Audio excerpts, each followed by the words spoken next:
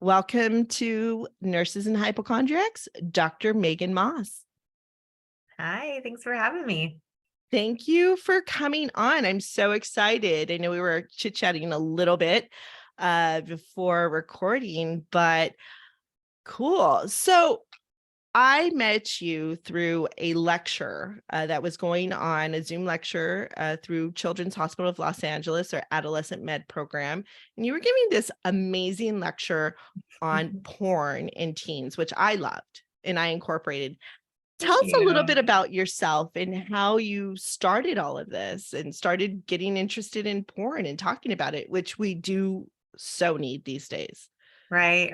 I know. I mean, I wish I had this like really great story. It was more of a cumulative kind of experience, but I think like I shared with you before, I was really interested in the film industry and Hollywood growing up, and I learned so much about the world through movies and TV, only to be, very disappointed to find out that the real world is not, a lot of movies and TV. And then as I started my journey away from the film industry and into health education, I just came across so many young people that were asking about porn. They weren't asking about sexual health so much. They were asking about like what's going on in porn that, I'm supposed to be doing. Like, is this, kind of normal or whatever? And so I was like, I wonder if there's any research on this, or, is porn good or bad? I got that question a lot earlier on. And so I just sort of started How long collecting ago was that? Like together. what So year? that was like in 2010. Okay. So there was only That like was that cusp when it was really starting to go yeah. online with devices, right? Yeah, so 2007, it was the launch of tube sites. So porn that's like organized like YouTube streaming instead of like paying per download or paying for a DVD or a magazine. So even though there was internet porn prior to 2010, it wasn't really what it is today until we had those smartphones, and then the tube site porn kind of go wild. But and there was really a limited number of studies at that time as well. Most of them were on porn use in like long-term marriages. Uh, and Yeah, I remember that. There was a lot of studies on that, like marriages yes. were breaking up, Mhm. couples were having problems because it was mostly the male that was super addicted, and they were having problems with erectile dysfunction, right? So people were interested. Yeah, they were wondering what is going on with all of this. How do we research this? And so I started incorporating that into like health education outreach activities.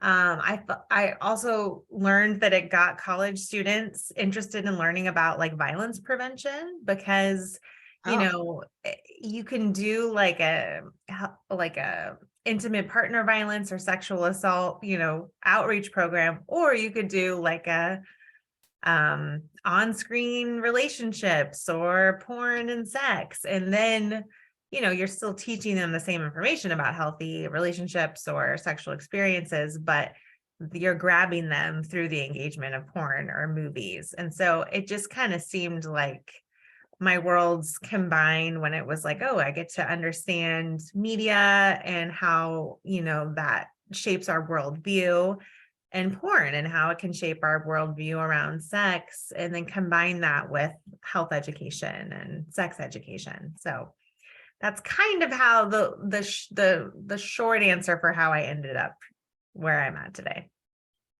that's so awesome. So what were you teaching that they were asking you these questions? So it was really just, those were the days where I was a sexual health educator. Okay. So it was where we're supposed to talk about condoms, different types of contraception, just reproductive health care screenings and how to access services. And but then when I would open it up to, are there any questions? I would get a lot of questions about porn. And I was like, people want to know about this stuff, and it needs to be incorporated in the types of education that we do. Totally. So Tell us about, I mean, one of the things that I really loved about your lecture was the history of porn. Like, where Mhm. did it start? Can you kind of talk a little bit about that? Yeah, so my take on it is I do have I love history. I love anthropology. I love particularly like the history of cinema and stuff. So even Yeah, me though this too. yeah, so I even though love this it. this kind of stuff is in the world that I operate in now, which is like academia, but also prevention science and health education, as you know, like in medical or school settings, they don't really care so much about it, but I love that I get to geek out about it sometimes. Yeah.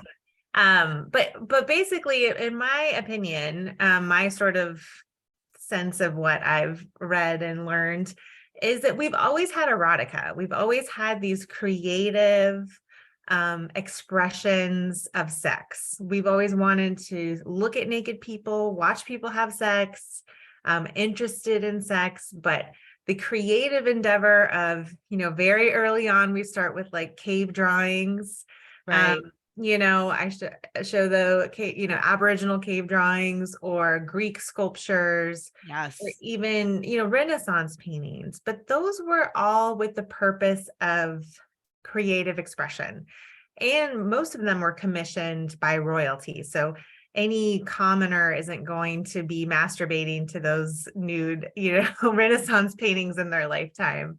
But it wasn't until the emergence of photography that we have pornography. So erotica, the Greek root words mean eros, and etica mean sex depicted in art. Hmm. Whereas pornos and graphos means writing about prostitutes or video recording prostitutes. So pornography Interesting. is about video recording sex work, very different than just creative sexual expression. So even I though don't think anybody knows that. I don't think people think about that. Yeah. I Because mean, I think that if people knew about that, they would have a different perspective on porn, you yeah. know? Because porn is like, I think this is, I think people just see porn as, oh, it's titillating and it turns me on or whatever. It's interesting to watch, but they don't know that it's about sex work. Yeah. It is. It's about, it's sex turned into a product. It's sex work with a camera. Um, it's distinct. Like we haven't had it forever. It's a pretty short period of time that we've had it as our, a primary or the primary source of sexual learning and seeing sex, right? Because we don't have sex like in front of each other. We're not like Right. going around, walking around naked. So it's our little window into the world of sex. But because it's meant to make money for other people, whenever money is involved, usually that's when people are being taken advantage of or stuff starts getting more extreme because it's harder to make money. So now you have to do like extreme Olympic level sex, to get people to click on your content. So you're showing all sorts of sex that's actually kind of violent or Right. is something that no one should ever expect in their own, experiences with human beings. And so it's just kind of taken something that in theory, sure, watching naked people, looking at pictures of naked people or watching people have sex, in theory, there's nothing wrong with that. But we've added capitalism and money to it, which creates all of these other problems associated with it, in my opinion. Definitely. And not only that, I mean, because I know in clinic, it's like now teenagers think that that's the norm. Yeah. This is how you have sex. I mean, I remember when I was a kid and discovering like naked bodies and usually so I grew up in an Italian family and they love to play poker. So people would go to all these homes, everybody friends' homes, and Mhm. they would have these poker nights. And so the kids would all get together, and whenever the adults would take their poker break, we'd go and look through the cards, and they would have those naked cards, Yes, yes.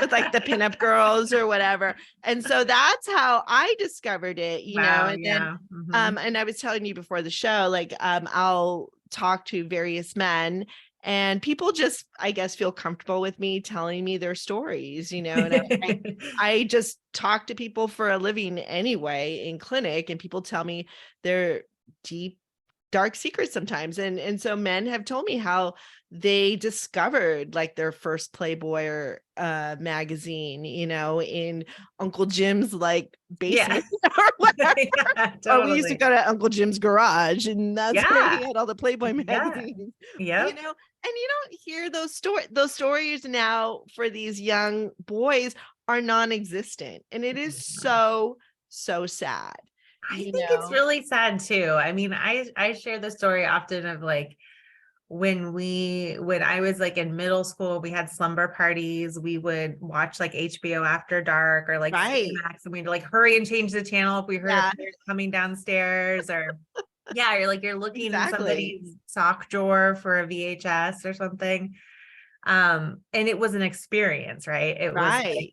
a memorable experience. And but now, yeah, it is such a common and frequently repeatable experience while stumbling upon it online for younger kids. That yeah, it just becomes part of just their atmosphere.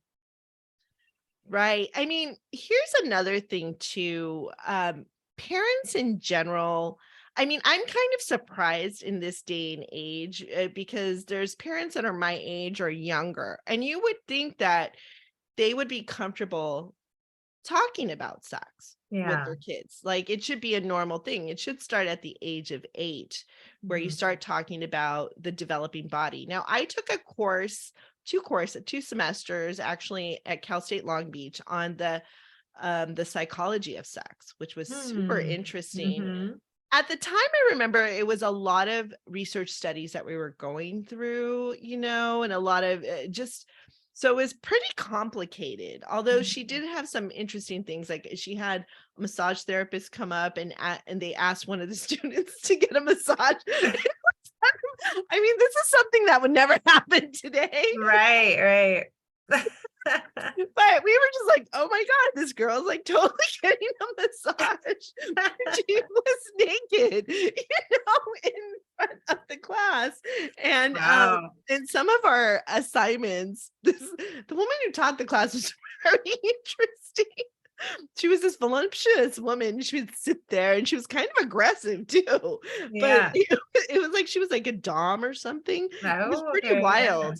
Um, and then some of our assignments were like, oh, go to a sex shop and write Mm. about it after. So you have to do a paper about it, or go to a strip club and spend an hour there and then write about it, and it was stuff like that. It was very interesting, so Nice, I yeah. always had, after taking that class, I always saw sex as just normal, Mm. and just as a very pleasurable experience. It's making love, and this, and I think that with porn, it's just taken this shift. And I was telling you a little bit. I mean, I'm an avid dater. I have a dating blog, and I've been single for quite a long time, for almost 20 years, and there's been such a shift in the dating world, and also with men and having sex, and how they've gotten addicted to porn, and how sex is different. Mm. It's more of an animalistic type of thing. I mean, have you done research in what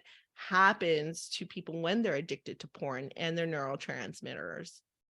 So I haven't personally done that kind of work. I tell people about studies that other people have done, and I've just now started to I love neuroscience, but Yeah, I me could too. I could never get into research with the mice, and then even Oh, the yeah, no, fMRI not the research. place. Yeah. And so I was like, all right, I give up on this. If I'm Yeah. going to do, neuroscience and porn research, I'll just have to collaborate with neuroscientists and I'll do the behavior part or something. But it's difficult because we don't have, those longitudinal studies to show that, you know, porn completely changed the brain over time or this or that. But we do have studies that show that people who say they have that they say they're addicted, or they say they have, they're using a lot of porn and they don't want to, or they can't stop thinking about it, or it's just kind of overtaking their life and they're having, it's causing problems. Their brains react differently to people who can sort of like take porn or leave it. Like it might Yeah. arouse them, but it's not going to be like a primary part of their their sexual experiences. And so the people whose brains, the people who have the problematic use have brains that look like alcoholics, and how they react to images of bottles of alcohol. So they're higher in what's called cue reactivity. So they react more to sexual cues because it's associated with more pleasure, in their limbic system, just as an oversimplification. But dopamine transmission in the nucleus accumbens, that's occurring. It's more complicated though, because that also occurs when we are learning to ride a bike, or learning our multiplication tables and things. So dopamine is both pleasure and learning. But that is definitely a scientific question though, because if it's pleasure and learning masturbating to porn, are you learning how to have sex with a human being, or are you just learning how to get really good at masturbating to porn? Yep. Which is, I give the analogy in my human sexuality classes, or when I do sex education with young people, you don't become an all-star football player by watching the Super Bowl. Like all of us who are watching the Super Bowl, we're not good at playing football, right? So Right. it's not a transferable skill. Masturbating to porn does not transfer into being a great sexual partner. Nope. But I think what people are doing, like what you're describing, is they're trying to do what they remember seeing in porn in real Yes. life, and switching it up and doing different whatever positions, or trying stuff that might look good on camera, like reverse cowgirl. Looks great on camera, Right. but nobody wants to do that in real life. Like that does not feel good for most women, most people with vaginas. That's not going to be stimulating the clitoris, but it looks good on camera because you can see everybody's genitals, all in the same shot. So people are just, they're more focused on what it's a problem when they're more focused on what the sex might be looking like, because they're thinking about it from a porn perspective, instead of really checking in with how they feel in their own bodies and Or how their their partner. partner feels in their body. Yeah. Like Right. being in the Totally. moment and connected with each other, because that's what sex is. It's about connection. Right. But there's such a disconnection, because I Mm. know from my personal experience with these type of men, it's very disconnected, and Yeah. it's not fulfilling. It's just like, you eat a lot of chocolate cake, and then after a while you're just like, Can't do it. Yeah. it's not fulfilling, Yeah. and yeah, and so then there's a lot of problems that happen physically, like I've had experiences with erectile dysfunction, and Mhm. it's not attributed to age, it's attributed to porn, Yeah. because now they cannot have people who are addicted to porn cannot have normal sex, normal loving intimate sex. It's like there was this movie, and I forget the guy who was in it, to where this was, I think I saw it in 2017, but I believe it came out in 2015, to where this guy was addicted to porn, and so Like it but with he Julianne Moore. I think so. Yes, yes. And she was And the Joseph older woman. Gordon-Levitt. Yes, Joseph Yes, Gordon-Levitt. That's such a great movie, it's you such a know. good one. Yeah. And so he was addicted to porn, but he would go out every night and have sex with these women, but he couldn't, like, it just wasn't enough for him, you know, or he wasn't satisfied, so he'd have to go watch porn after, Yeah. you know. And he couldn't really maintain a girlfriend, so it wasn't until he met Julianne Moore that he totally shifted his perspective. And she was going through a loss, like I think she lost her husband and Yeah. her son, so she was kind of in this state of I don't know. And so it's almost like she was a mentor of sorts, where she taught him how to have sex a real way and loving way. And so he started to connect with her. And I think Mhm. I forget what happened in the end. Um, but such a great movie on what actually happens. I was like, and at that time, I was dating someone who had an experience, and I told you I'm real psychic, and I kept getting like that he was addicted to porn, and I was like, what the Mm. hell is going on in my head? And that made me go through rabbit holes of research, you know. Mhm. And so then I approached this guy. This was in 2017, and it was like he tried to break up with me, and I was like, but are you addicted to porn, you know? And he had just been going through a divorce, and he didn't tell me that part. But he got into therapy, you know. And it, you know, years later he came back to me. He was like, thank you so much for doing that, you know, Wow. because he was self-isolating a lot, started to drink a Mhm. lot. And he told me, and this someone else told a story on my show about how they got addicted to porn on my storytelling show. And he said that, you know, he had to travel a lot for business, and he found himself being bored, and so he was just stay in his hotel room and watch porn. So that's how Yeah. the addiction started with him. And this other guy, the same thing happened. And he actually solicited the guy who told the story on my show. He told a story on another storytelling show through a medical association back east somewhere. I forget. It was a huge one of those like Mayo Clinic or something like that. I forget which one. They had a storytelling show called You Be Illin. So he told a story on Oh, that. And fun. and he sent me the video. But it made him solicit prostitution, and he was married, right? So he Mhm. had all this guilt and shame, and then he ended up getting testicular cancer, Oh. which was healed, but you know, he ended up getting a divorce with his wife and stuff, and it was really, really sad, you know. And I had met that guy on Tinder too, and he came on my show, didn't tell the story like he told it at the UB Illin show, you Mhm. know, because and I was like, you didn't tell the show, but he had like issues with it, you know. Mhm. And that's the thing about live storytelling. You gotta be you've had to have worked through your stuff, you Yeah. know, in order to tell a good story. And I guess he still had it, and he hadn't told that story in like a year or two. And Oh. and it was bad for me as a producer, because I was just like, what is he doing? You know, Yeah. you're supposed to tell that story, not this story, you Well, know. you've done a great public service by helping these men realize Right. that, I know. they I told you I'm gonna be Saint Ursilia. There's yeah. no Italian saints. Where all my cousins make fun of me, I don't have a saint day, but there is Yeah. gonna be Ursilia, the patron saint of all men. I mean, I swear. But yeah, and one of my shows, it was funny. It became um John Flynn, he's a great storyteller out here. He just wrote this book called Baked. Mhm. And he told a story of how he had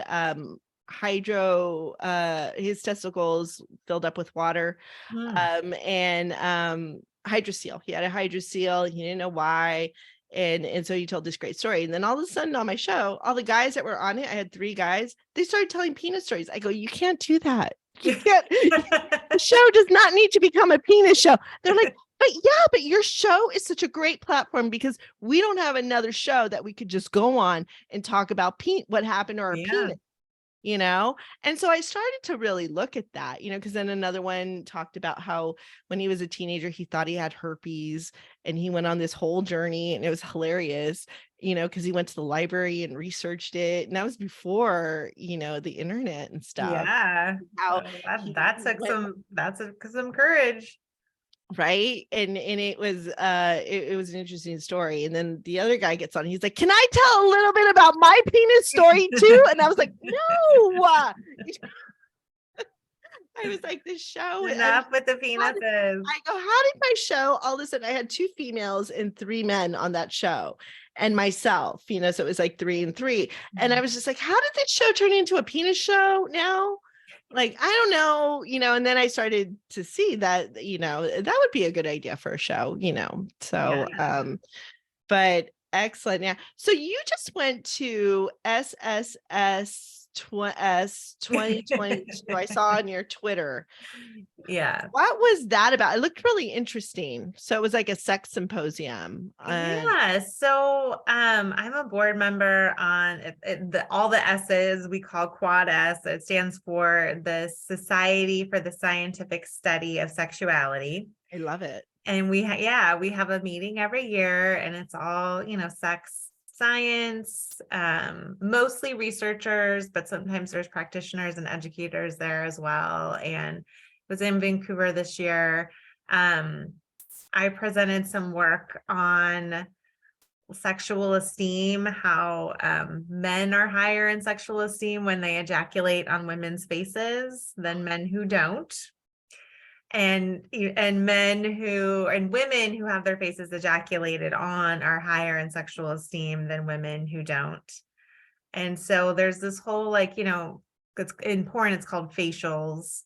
Or there's the pearl necklace, Right. when We it's talked about on. that a little bit before. Yep, the chest. And so people are really into that type of ejaculation in porn.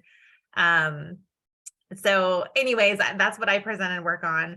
It's But very this interesting. year was all, what was that?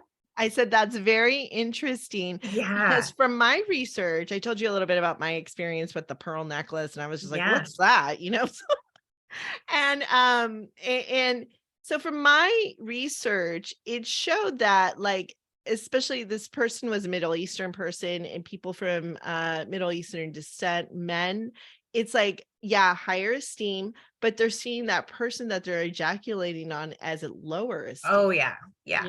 Right? Like a lower. And so I was just like, I mean, it didn't happen to me, but I was just like, oh my God, what? So good to know, Well, I but you mean, were but it makes saying, sense because if you're watching it in porn, so uh-huh, even if you're the one receiving, the semen on your face or your chest, if you're seeing it in porn and then you're having other people do it to you, then you feel like, as a woman in particular, I must be a good sexual partner. Look at me, I'm so fun because I'm letting them come on my face.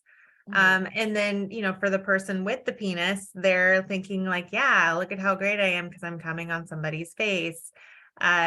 It's confirming to them maybe some ideas that they have about what sex should look like, because their sex education or ideas, concepts about sex are predominantly coming from porn.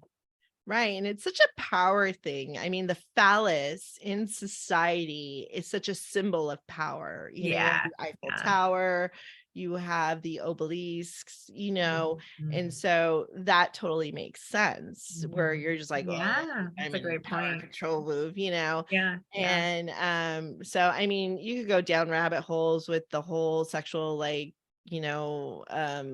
you go into sadism, BDSM, all of Yeah, that. I mean, and some people have, like, some scholars have said that it's about, degrading the other person, like, you're not good enough for me to come Right. inside you because I wouldn't want you to have my baby or something. So there's a lot of different interpretations of why we might like it or want to see it in porn. But yeah, it's a lot. I mean, it's also interconnected, right? That our culture, is a patriarchal one. So Yeah, we tend to really accept those ideas as norm without challenging them. totally. So there's lots of articles coming out now too, where they're saying that, men are staying single and they're lonely as opposed to women. Uh, men under the age of 30 are no longer having sex, and they're attributing that to porn. I think it's porn in video games, personally, myself, and Mhm. there's just more in society, like people are getting more socially isolated too.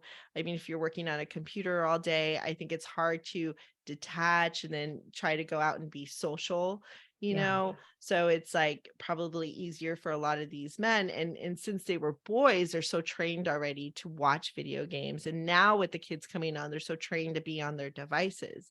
Yeah. What needs to happen? I mean, because for me, I now educate, since your lecture in clinic, when I do my heads exam, when I'm asking them about their home life, their education, if they're suicidal, alcohol and drug abuse, all of that stuff, and their mental health issues, which a lot of parents don't like me doing, which is Mm. is very weird. And I think there's this weird dichotomy now where there's a lot of older physicians who don't do it, unfortunately. Yeah. And it's very sad because there's nobody there. Because when I do it, I try to be when I'm in clinic, like I'll wear like Vans tennis shoes, Converse, or Michael Mm. Jordan. I try to really fit in with the kids as Yeah. much so that they can relate to me, and they love my shoes. They'll always say, "Oh, look at what you're so cool," and so they feel that they can talk to me. And Yeah. I do tell them, like, if you tell me certain things that you're going to harm yourself, I got to tell your parents. And I do am like I said, I love to research and I love to grow with my education because then I could teach my patients, Yeah. in a very creative way. And so I try to be as open as possible to have these discussions.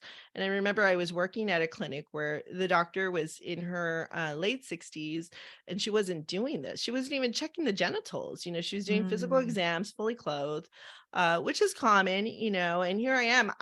I do everything, Yeah. and I talk, and my medical assistant was like, "Wow, these are great questions you're asking about porn. That's so great." Because the doctor doesn't do that. And I go, well, she should. And some of the parents were like, why are you doing this? The doctor never's done this. We've been coming here. The kid's like 16.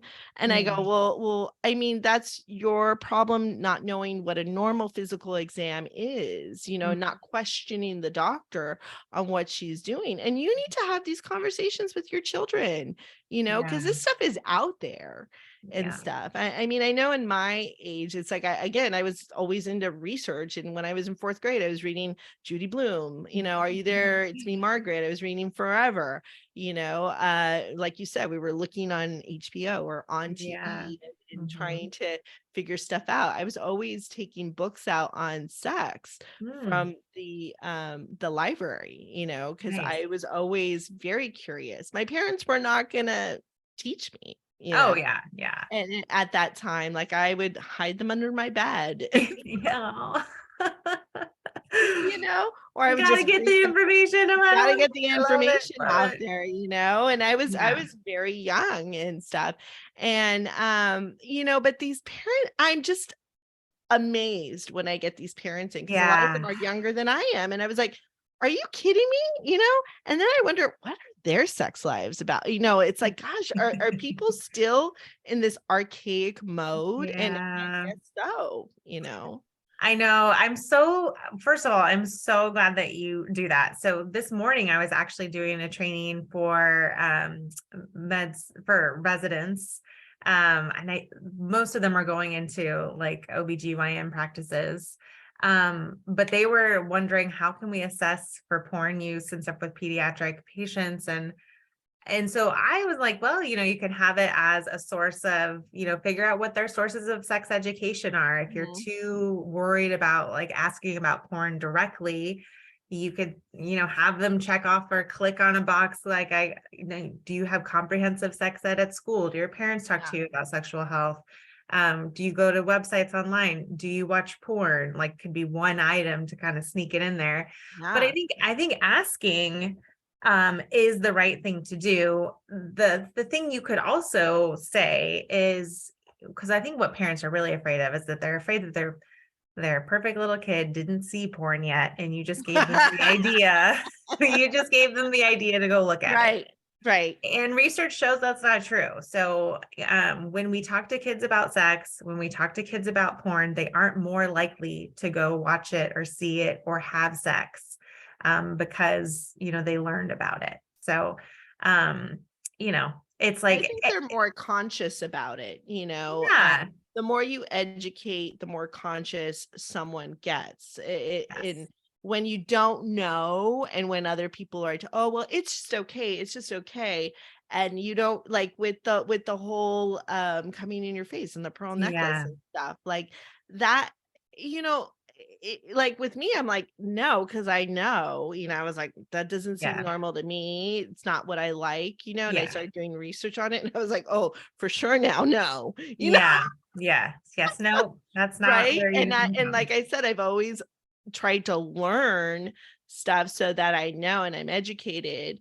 But a lot of, if it's a young teen, either female or male, that they don't know, and they'll be like, well, I don't know what I'm doing, and they think that it's normal, and it's, until you tell them it's not, and like look at the, what's going on here Yeah. and stuff. Or With they're filled with this shame and secrecy because their right, bodies and brains are reacting to it.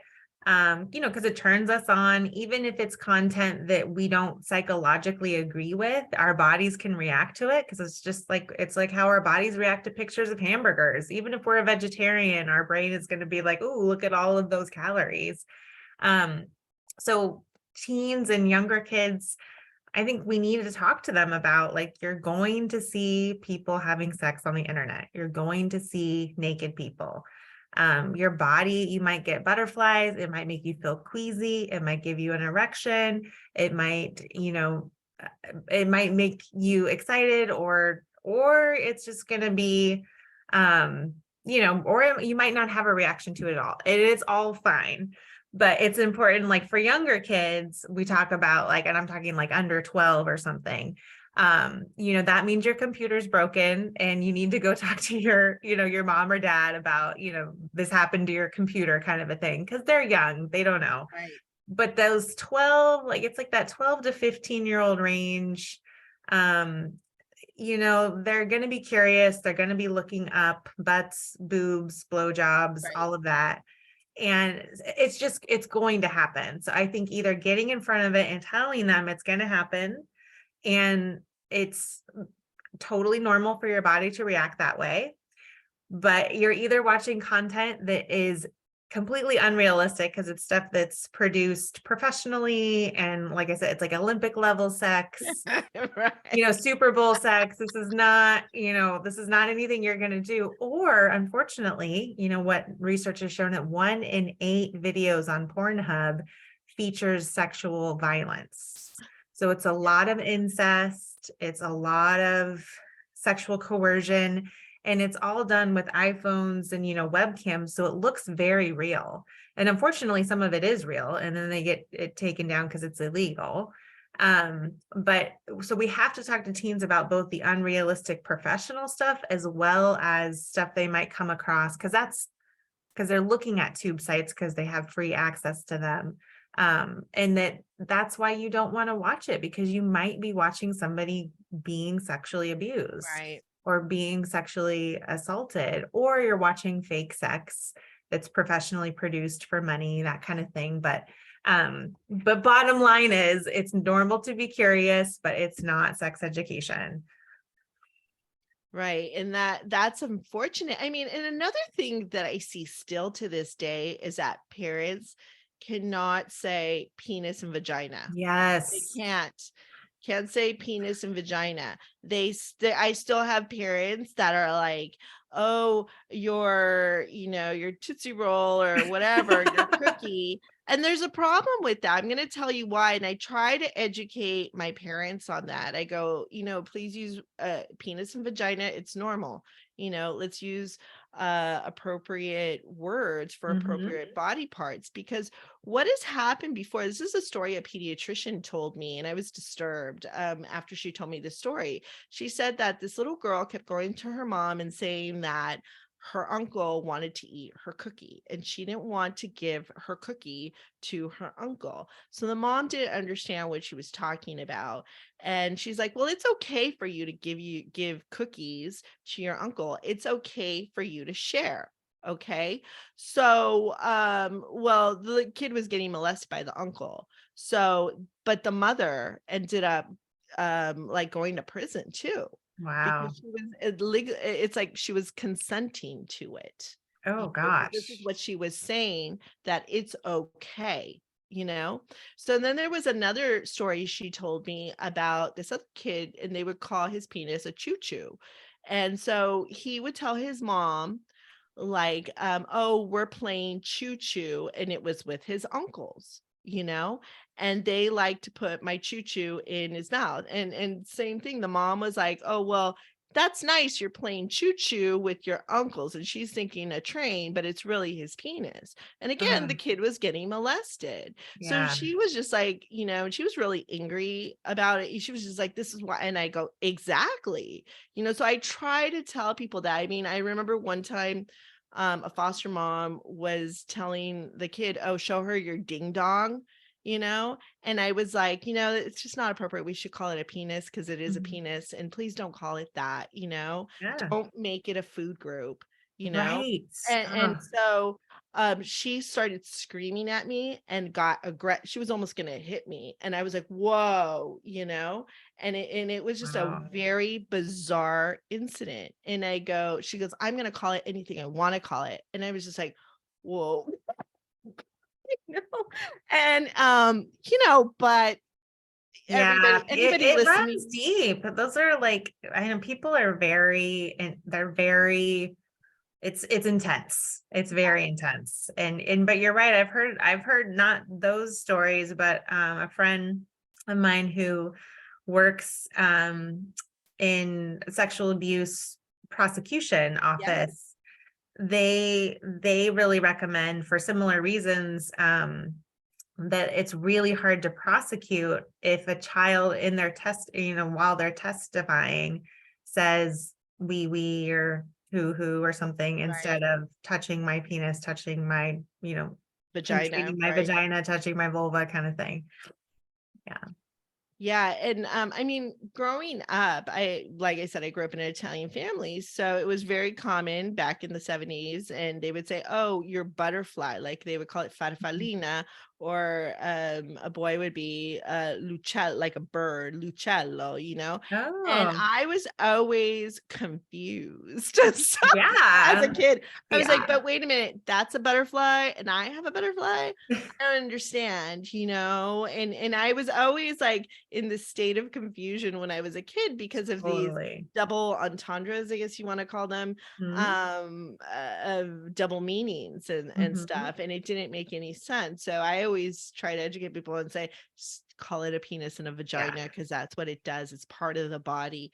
You know, it's great to educate about, you know, Yeah. what it does and its purpose, and that nobody outside should be touching you, Yeah. you Yeah. know, and that's it, so that they know and they get empowered and stuff. But when they don't know and they're calling it something else, like you said, number one, it's hard to prosecute, but number Mhm. two, I think it makes them much easier to just go on with whatever's going on instead of the kid being empowered and fighting back, Yeah. Oh, you totally. know, this I is mean, wrong. I mean, like, what other indicator do we need for shame for something that literally Exactly. cannot even be spoken? Like, Right. you can't even speak it. It's that shameful. Is your genitals are that shameful? We can't even speak of them. We have to call them these nicknames.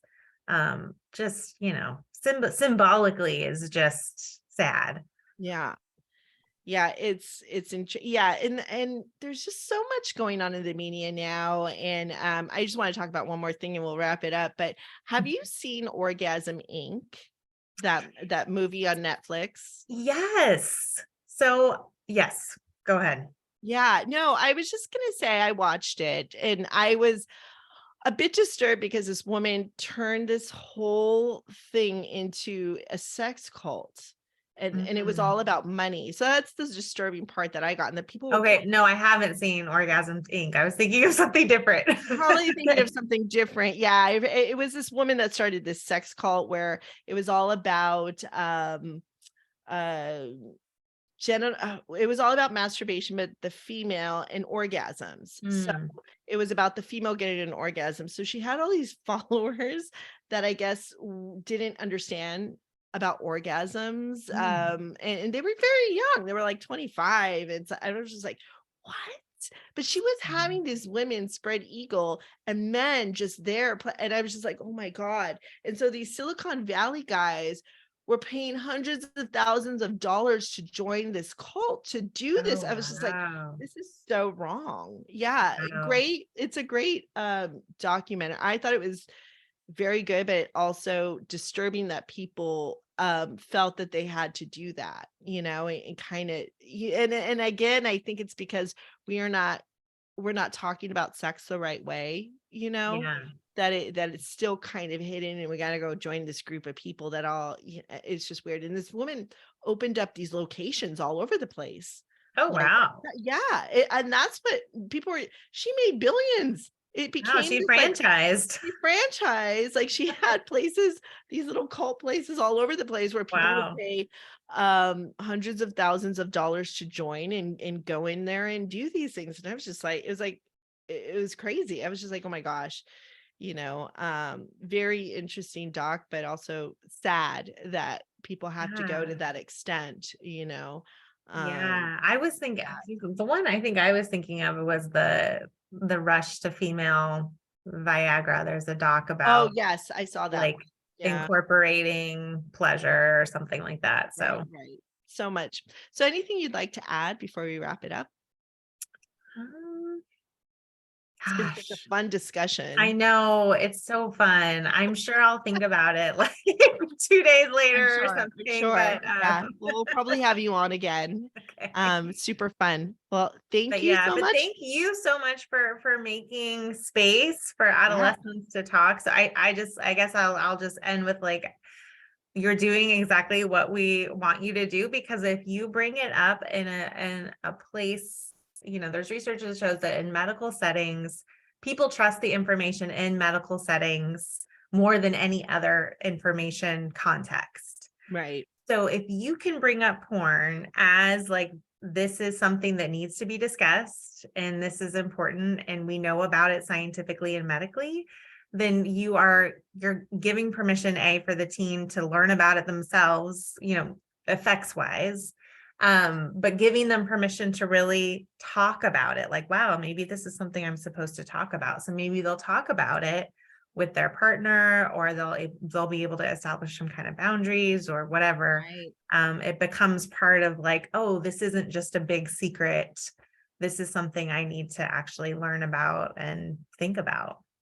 Exactly. I had a patient once, this was a few years ago, and she came, she was like, how old was she? I think she was like 14. And she Mhm. was very precocious. And she did all this research and brought it in with her, set up an appointment just with me, like made Wow. her mom wait outside, which a lot of them don't like to do that anymore. Right. And so she came in and sat with me, and it was a whole discussion about sex. And this was in my Palm Springs clinic where I have much more time to do this, and I don't have any other appointments, that are rushing me. So Mhm. we sat there, and she was just asking me questions because she was dating this guy who was 14 years old, who had had sex. And I was like, whoa, that's pretty young. Okay.